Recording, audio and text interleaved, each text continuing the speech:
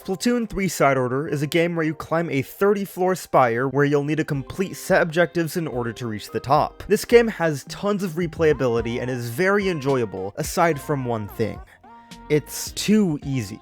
At least for me. I tried thinking of a challenge not too long ago that might prove to be difficult, but it just wasn't at all. So I thought maybe if all I let myself do was just run around instead of actually being useful, we might actually run into some problems. But you might be thinking, how are you going to even get past floor 1? Well, that's where the rules come into play. I cannot use my main weapon, I cannot use my sub-weapon, I cannot use my special, and I cannot use any hacks besides floor reset because I don't want this challenge to be completely RNG reliant. There's a lot of can'ts in this list, but what can we do? We can get any kind of chip in the spire, we can run away, use swim form, and use the drone gliding, which does include an initial jump. But before we get into this extreme challenge, I think we need to start off with some appetizers before we jump into the main course. For our first challenge, we can turn on all hacks, but we can't use our weapons. I wish I could say this was difficult, but we did this on our very first try, so there wasn't really any challenge to it, somehow. The only thing of note was that we learned 8-ball floors can be done without needing to use any sort of weapon, since you can move them with your body. This was probably one of 5 squids on the difficulty scale. Now that we've completed the first step towards our final challenge, I think we're ready to move on to the true drone only challenge, where I have all hacks off besides the pearl drone hacks and floor reset. And the only color chip I'm not allowed to use is the squid attack. I will say though, the first runs did not have the floor reset hack, and it was unbearable. I couldn't get past floor 2 most of the time. It was completely reliant on luck that I couldn't possibly get anywhere. Regardless, here's the setup before attempt 1. Before I wanted to start this challenge, I knew I needed to choose a weapon. This would seem insignificant because we can't even use a weapon, but there is one thing that can sway our opinion. Common chip tones. This means that for whatever weapon we pick, we will be more likely to get its common chip tones from floors. So in this case, our best options are Marina, Fry, Big Man, and DJ Octavio. I'm picking Fry for now because I'd get lucky chips and drone chips. Unfortunately for my first attempt, none of the chips on the first floor would allow us to do anything. I did say that we can only use the drone to do things, so without the drone, I will be forced to reset. On attempt 4, we actually got something useful. Double chips for Ink Strike. I knew immediately I wanted to keep this run, so just in case I went to my game settings and tried to update my save data to the cloud so I could go back to it at any time. This is a strategy speedrunners use called seeding, since each run is placed on a set seed that will play out like a script if you map it out correctly. Unfortunately, I did this incorrectly and lost that data instead of saving it. On our 7th attempt, we got Drone Ink Strike again.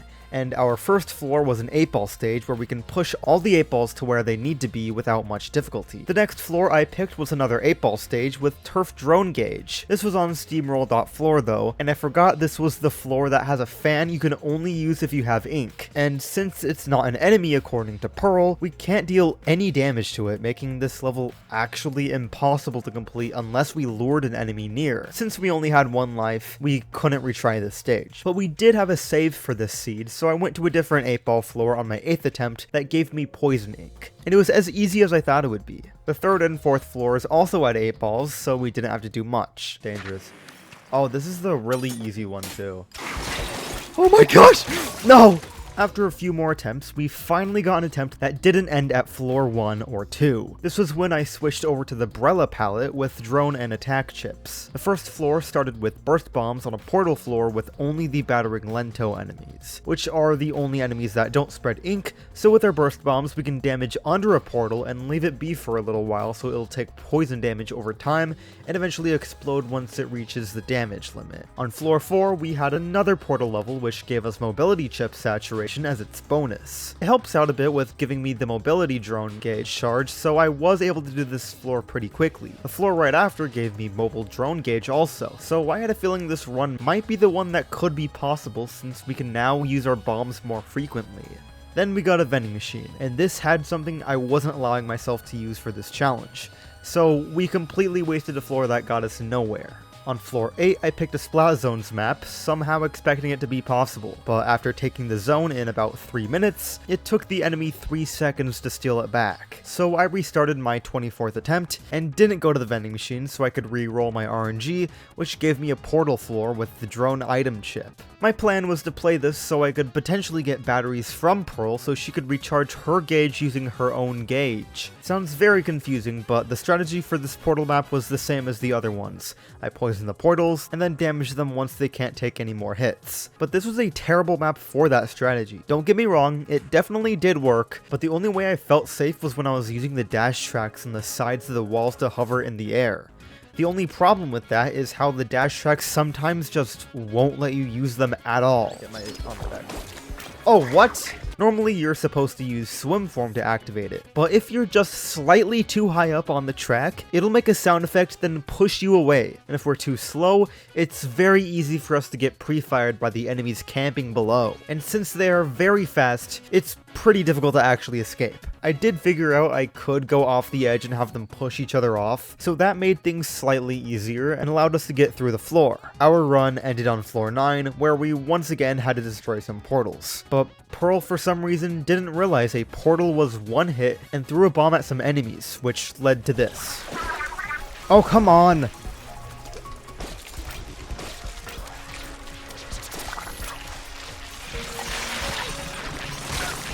I just got comboed. How did he climb the wall? I went through this around 9 times before actually completing the floor. It was terrible. What's even worse is that I had to go against the pinging Martial next, which has a ton of health that we can't really deal with using our current setup. But I still attempted to beat him, and the comments on my last video said that this boss takes 1,000 damage by hitting the bumpers. So I decided I would run around the edge of the battlefield so I wouldn't have to worry so much about the boss. This was working decently well for about 30 minutes, until I got hit off stage. Oh my gosh, there's no way that happened. That is unfair. On my second attempt at this boss, I messed up some jumps and decided maybe this isn't going to be possible in our current state. So I took a break and came back to get a different seed, and at this point I stopped recording my resets of the runs until I actually got a good seed to start out with. So of course I don't know how many attempts I have on this challenge anymore, but eventually we did get an attempt that started out with Sprinkler on an 8-ball level. Of course it was easy, and our second floor was also an 8-ball level, but we also got ink mines. The third floor was another 8-ball level with Killer Whale, but I went for the drone battery drop instead because I felt it was far more useful. It was a fleeing foes objective, but the ink mines made it easy. The next floor was a vending machine, and since I only had 650 membucks, I had to pick between drone ink strike or splat drone gauge. As much as I wanted to get the ink strike, I decided against it since I knew it'd be worth getting more use out of our drone than having more weapons for our drone. After that, I picked a floor with explosion damage, pretty much for the same reason why I picked Splat Drone Gauge. And on floor 7, I got Mobile Drone Gauge on Careful Aim Floor, the easiest floor in this entire game, arguably. After a while, we finally made it back to floor 10, and got placed against the pinging Martial. Once again. This time, since we had the Sprinkler, I was able to deal 50 damage fairly consistently without needing to worry so much about staying on the edge of the arena, since the Sprinkler would also paint the ground near me so I could move away if needed. This is also a good place to introduce a strategy I use that chains together Lucky Bombs. A few floors before, I ran into a floor that gave me 2 chips for Lucky Bombs. This allows me to defeat a few enemies with a mine, have them drop Lucky Bombs, defeat more enemies with Lucky Bombs, and create more Lucky Bombs to get rid of entire hordes. This works as sort of an automated method of defeating enemies, since the ink mines we have only explode when an enemy is in range, making this possible. Okay, I didn't even mean for that to happen. When I got to floor 16, I picked a portal floor that gave me a burst bomb chip. This chip helped me get the maximum amount of weapons for the drone, which ends at us having splat and burst bombs, ink mines, a sprinkler, and item drops. On floor 18, I felt way too confident. I could ink the entire map and not really need to do much of anything. I decided to see if something that seemed impossible earlier was possible. Splat Zones. In this floor, our objective is to keep 2 zones on opposite sides of the map inked, but since the enemies spawn in so quickly, it didn't really look so good for us. I did take a risk by picking this though, so I had to come up with a strategy to get past this. And that strategy was to actually use the horde of enemies to create a lucky bomb chain that'll last long enough to let me not have to worry about the zones being inked over by the enemies. After completing that floor, we had to go up against the asynchronous rondo, and it was surprisingly easy. I also went to do some rigorous floors afterwards, and those were extremely easy as well. I still needed to be careful with what I did, but nothing really showed much challenge. In the final fight against the Overlorder, we didn't have much trouble either. We were able to complete side order with only using the drone in around 80 minutes. This is definitely 5 out of 5 squids on the difficulty scale, but now it's time for the final challenge. No main, no sub, no special, no hacks, no fun. Just like last challenge, we need to create a setup and make decisions before we start. This time I'm using the Stamper because it has lucky chip tones, which can help with bomb chains. But since we can only use one weapon using Pearl, with our choices being either the Splat Bomb or the Killer Whale, we have more things to think about. The Killer Whale does a lot of damage to enemies, but it doesn't spread any ink. The Splat Bombs do spread ink though, so it's kind of an obvious choice to go for Splat Bombs. Also, since we can now use any chip we want, we are able to go to bowl.floor for our first floor to pick up Squid Attack. The only problem with this is that we started out on a Fleeing Foes floor, so we would already be in a tough spot if we didn't have a single spinning top to save us from a reset. Unfortunately, once we made it to floor 3, we still had no way to deal damage except for using 2 spinning tops on the bottom of the map, that we can pretty much only use on that bottom part. On the bright side, we did have Squid Attack, so we could defeat any enemies going our way, but after that, we don't have any way to deal damage to the top portal unless we had a way of attacking it. Okay, fine. I went in and out of swim form to spread ink all the way from the bottom of the map to the top, just so I could use Squid Attack to deal enough damage to the portal and complete the floor. And this run ended on floor 7. So once again, we re-rolled for RNG up until we got the first floor to give us Splat Bombs. And of course, since it's an 8-ball floor, it's pretty easy. Oh. Is he okay? I guess not. On floor 4, we found ourselves at a Fleeing Foes objective. And since we only have the Splat Bombs, we can't really deal damage other than our poison ink. We do at least need to deal 1 damage with our bombs because these enemies don't die to poison. So after a long while, we can finish the floor to reach a vending machine that gives us drone gauge charge. The next floor is the same one we had to slowly climb up that one time. And since we have Splat Bombs this time, it's actually not that bad besides the small enemies spawning in to ruin our poison ink damage. It is fixable by backing up far enough so Pearl doesn't throw her Splat Bomb too early. This will defeat the enemies as they spawn in, so they won't have enough time to override our ink. The next floor we got gave us Squid Attack, which is exactly what we needed. This floor is not very fun though. One mistake and it's all over. The enemies also always seem to ink the base of the portal before we can even get halfway to the required damage, so it's just terrible. If we are able to take out at least 2, we can have a shot at an easier way to take out the final portal, but you do have to get a little lucky for it. For floor 9, we got a choice to take a risk for some extra membucks, a rigorous portal map with a bonus. This bonus was for a saturation in mobility chips, so we could zoom around the floor and keep gaining our Splat Bombs to destroy all the portals with ease. After this, we could reach our first boss against the asynchronous rondo. This boss starts out decently easy because we can destroy the bottom sections using the Squid Attack. Once we start reaching the later portions of the boss, we do reach some trouble since we can just barely get any hits since the boss goes higher up if we're too close to it. Overall, it's just an endurance battle, and it is possible, but it's just very boring. And right after, we get a vending machine that gives us absolutely nothing. On floor 16, we get a Fleeing Foes objective, and since we're well into our run, I knew I had to play it as safe as possible. So I kept focusing on the lesser enemies while slowly dealing damage to the Fleeing Foes. Eventually, I did realize I could just Squid Attack to take them out, so I wasted quite a lot of time not using that. On floor 18, we reached a danger floor, and I was prepared to skip out on it if we got hit with no drone, but we didn't. We just got darkness on a portal map. So I just kept Squid Attacking until we were done with it. At this point, we can deal enough damage and spread enough ink to make quite a few of these portal maps easy.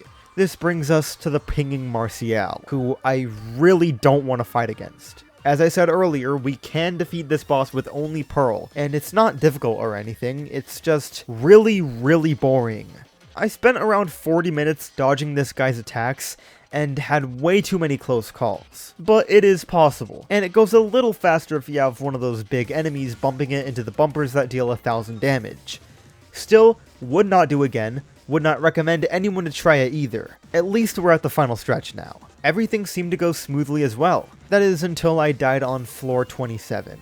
As I said, one mistake and it's all over. But this run was so good, and I didn't want to leave it there, so I used Marina's hacks to get another chance. But that definitely invalidates the run, so either way I'm going to have to start over.